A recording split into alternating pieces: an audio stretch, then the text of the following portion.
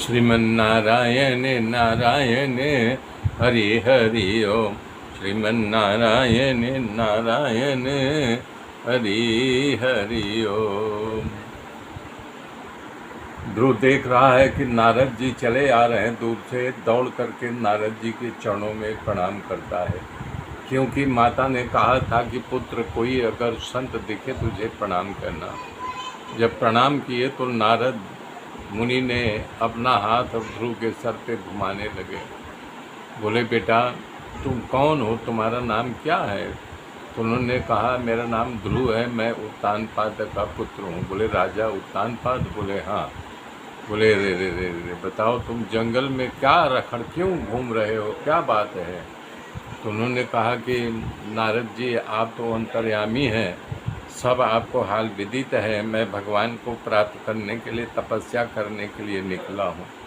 नारद जी कहने लगे, अरे बाप रे बाप, बताइए, आपका हृदय इतना कोमल क्षत्रिय स्वभाव है आपका, आपको छोटी सी बात लग गई।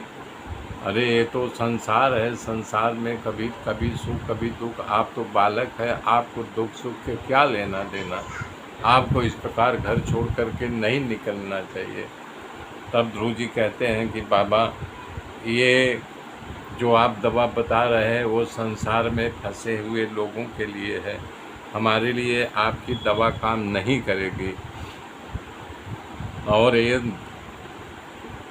नारद जी कहते हैं, ये दुरादे छोड़ दो, क्योंकि तुम बालक हो, बड़ी तपस्या करते हैं। बड़े बड़े ऋषि मुनि बार बार प्रणाम करते हैं, प्रभु को ध्यान लगा के बैठते हैं। कभी कंद मूल फल मिलता, कभी नहीं मिलता, कभी भूखे ही सो जाते हैं।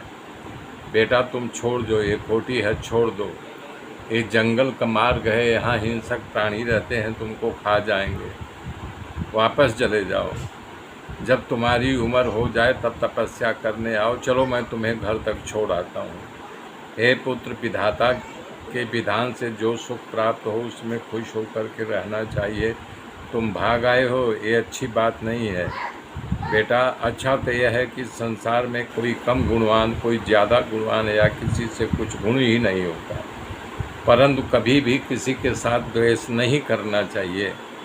अपने से ज़्यादा गुणवान हो तो उसके लिए ध्रुव जी को प्रसन्न मनाइए। सुमृति ने कहा, जा रहा किसी समान गुणवान है में इसका कल्याण चाहिए। अब ध्रुव जी तैयार हो गए, माँ के चरणों में प्रणाम किया, उसके साथ कहा, बेटा जाओ, जहाँ मान नहीं सम्मान नहीं वहाँ। ध्रुव जी का कहना है, नारद जी से कह रहे हैं, तैयार हो करके बोले, माँ जब यहाँ मान सम्मान नहीं दिया, भी मेरे साथ ज्ञान दिया उस संसार में, बेटा देख में फंसे, मैं उनके वश में हूँ, शांत बन गया उनके और लिए।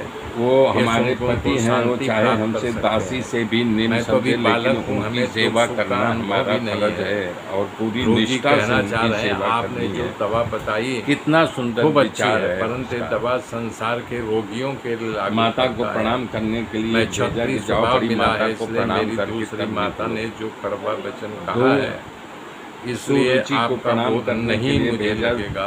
ध्रुव जी तैयार होकर घटना मेरे ऊपर जो सुरुचि के प्रणाम करके बोले, माँ तुम्हारे कहने से मैं जंगल में तपस्या करने जा रहा हूँ। मैं भजन करने निकला, मुझे परमात्मा की परम प्रभु के सर पर हाथ रखकर मैं ऐसा पद प्राप्त मेरा आशीर्वाद है कि तुम्हें भगवान मिले, सब श्रेष्ठ है। मेरे मित्रों मेरे साथ बने रहिए, आगे की बात मेरे दादा जोड़ूंगा, तब तक के लिए जय श्री राम। यदि आपको मुझ पर कृपा करनी है तो बताइए, भगवान कैसे मिलेंगे इस जंगल में, मैं क्या करूं, उपाय बताइए।